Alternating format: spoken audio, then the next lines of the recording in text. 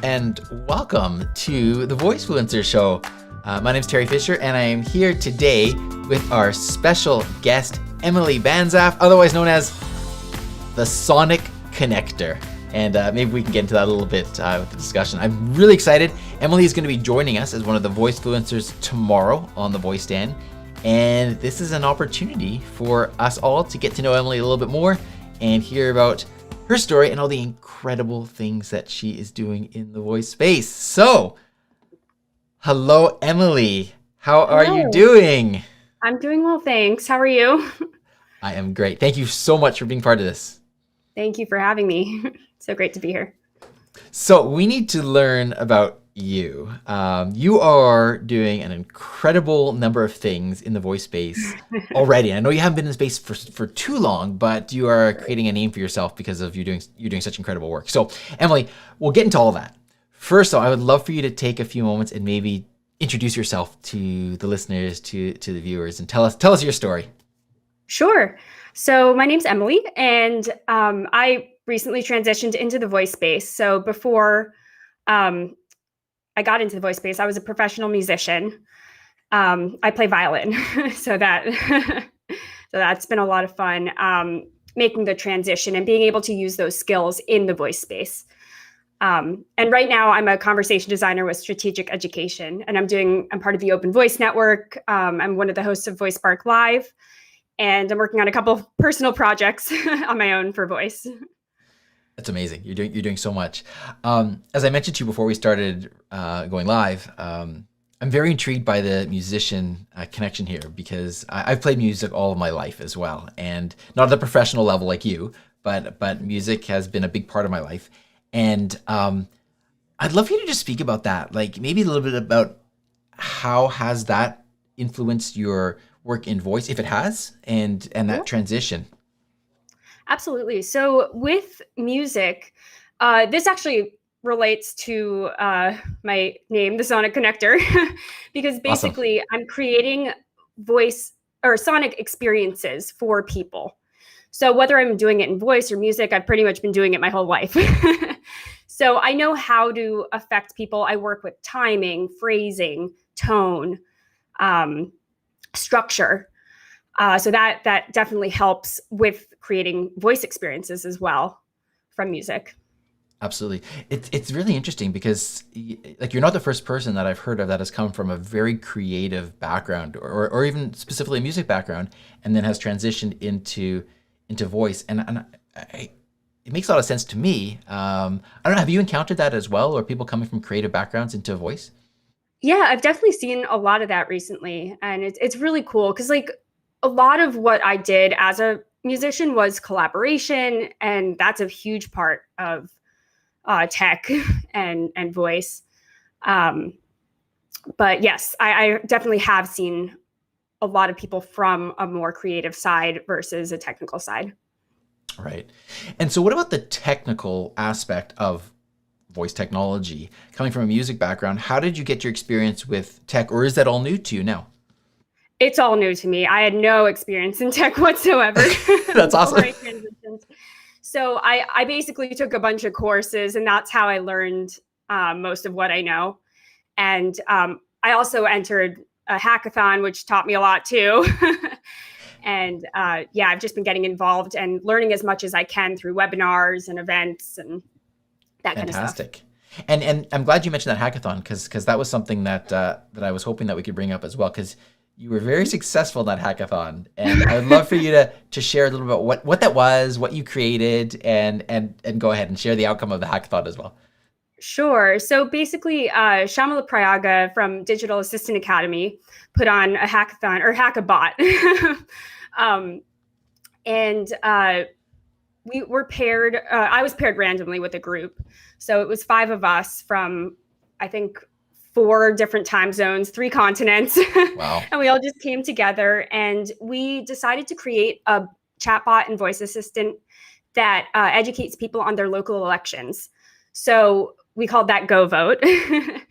And yeah, basically we created a way for people to ask about the candidates, the ballot issues, and their polling location. Fantastic. And And so tell us about the outcome of this hackathon or So we hackathon. ended up winning.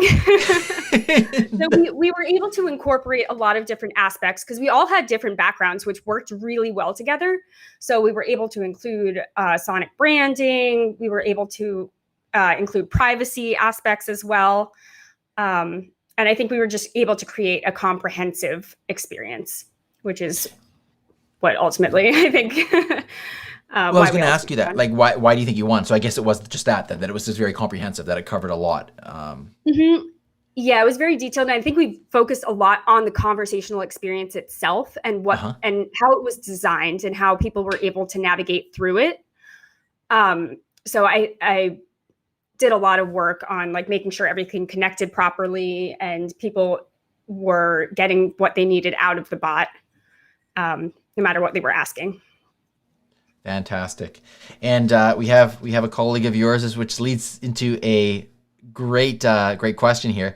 But here's somebody you'll recognize. Nick says, "Hey, what's up?" So maybe I'll let you give an intro to Nick, and this touches on something else that I wanted to talk about anyway with VoiceSpark. So why don't you go ahead and tell us about that? Okay. Well, Nick is one of my hosts at VoiceSpark Live. So we actually met. I guess he had heard me talking on Clubhouse through the Voice Den. And we just got connected and he asked me to be a part of the show. And for anyone that doesn't know, VoiceSpark Live is a podcast that we do every week. And we talk to the top people in the voice field. We review skills and we talk about the latest voice news.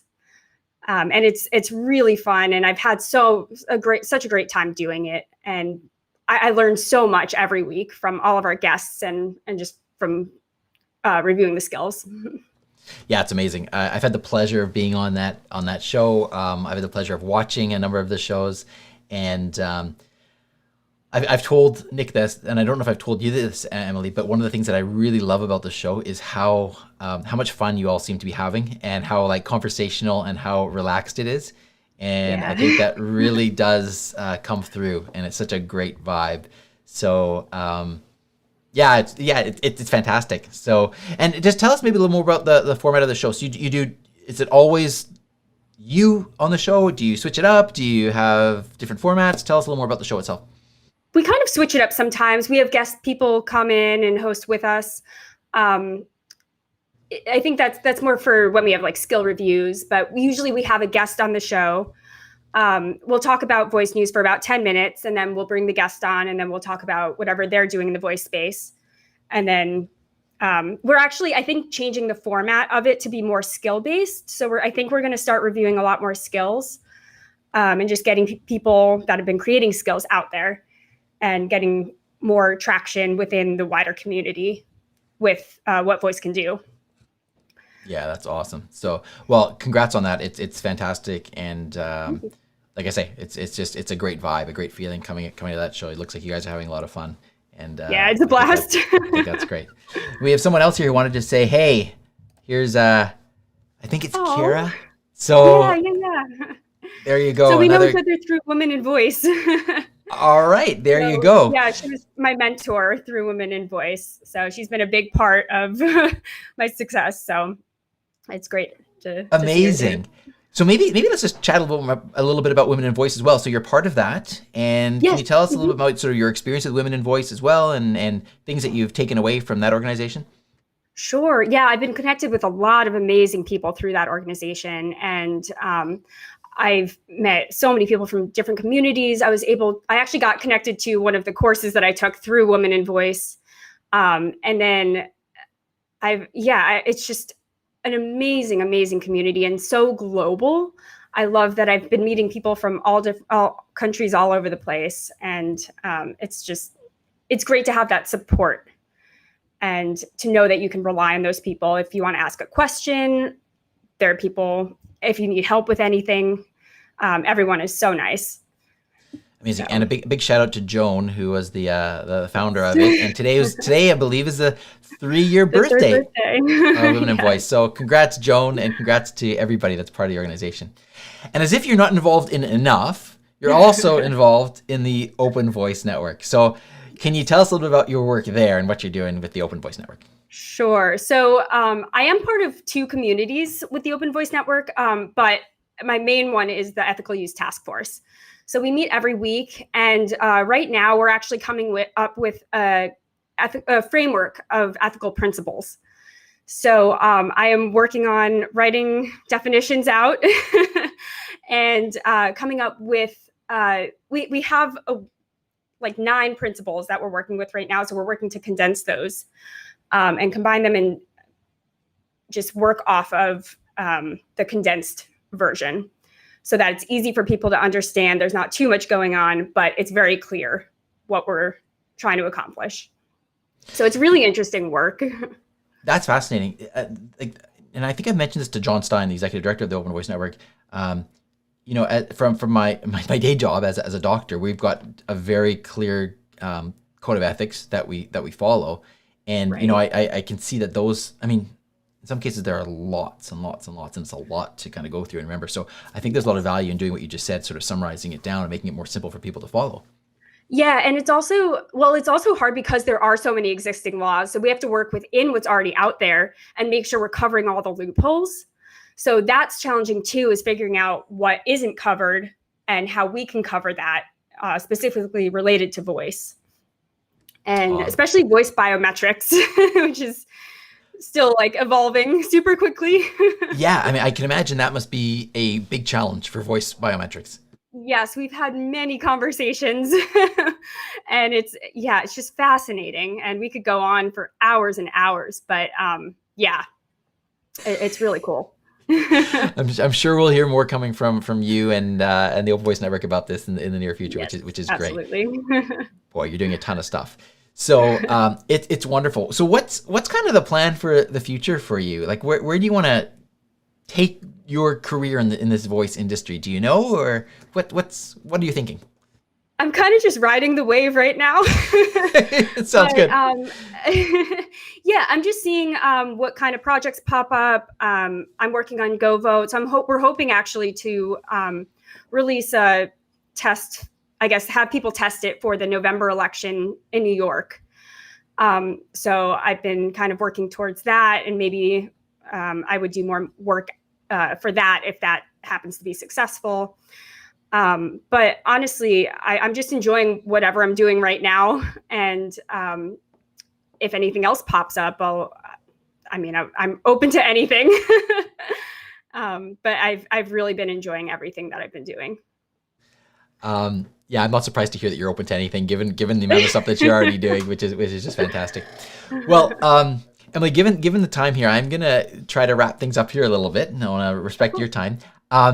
What I'd love to ask you though, to finish off, or to almost finish off, is I'm thrilled that you're part of the Voice Den tomorrow. For those of you that are watching this right now, it's happening Wednesday, August 25th.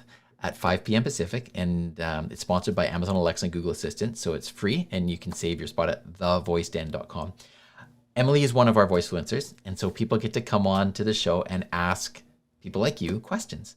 So my question to you is, with all that you're doing, what are your favorite topics now to talk about? Like if you could design the questions that people are going to ask you, what kind of questions would you like to get on the Voice Den that you would have a chance to speak about? I think maybe how, we kind of hit on this a little bit, but how music and the skills for music relate to voice, and maybe how maybe some softer skills relate to voice as well with music, just in terms of like networking and that kind of stuff. Because I've had to do a lot of that. I can imagine. But maybe also what's needed in terms of next steps for conversation design. Mm-hmm. What's missing. I've definitely formed a lot of opinions listening to a lot of webinars, people talking, and listening to what's going on around and how things are developing in the voice field. Great. Well, those are great topics. Sorry, did I cut you off there? Was there anything else? Or No. Oh, okay. No, wonderful. I think those are great topics for. Now we've primed the audience to ask you those questions. Well, that's great, Emily. I want to thank you so much for taking some time here to chat with us, with the listeners, with the viewers. I am super excited to welcome you on the Voice Den tomorrow. Where can people go to learn more about the work you're doing or otherwise connect with you if they want to reach out to you? Sure. I'm very active on LinkedIn in particular, and then Twitter. I think those are probably the best places to reach me. Awesome. And Kara says, great interview, Emily. We'll try to make it tomorrow. We hope to see you tomorrow. Thank you. Kara, that would be amazing. So Emily, thanks again. I really, really appreciate your time. Thank you so much for having me. All right. Well, there you have it, folks. We have just been speaking with Emily Banzhaf, otherwise known as the Sonic Connector, and you can hear why. She's doing so much in the voice space, a true voicefluencer. So again, tomorrow, please feel free to join us, thevoiceden.com. Wednesday, August 25th, 5 p.m. Pacific, you'll be able to speak with Emily and our other voicefluencers. Until next time, thanks for tuning in, and I'll talk to you soon. Bye, Emily, for now. Bye. Thank you.